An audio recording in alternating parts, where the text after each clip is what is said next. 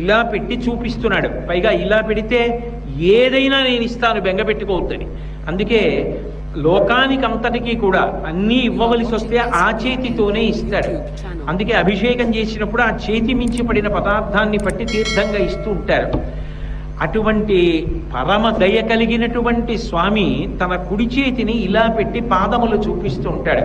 వెంకటేశ్వర స్వామి వారి యొక్క పాదములను మామూలుగా దర్శనం చేయడం కూడా అంత గొప్ప విషయమే.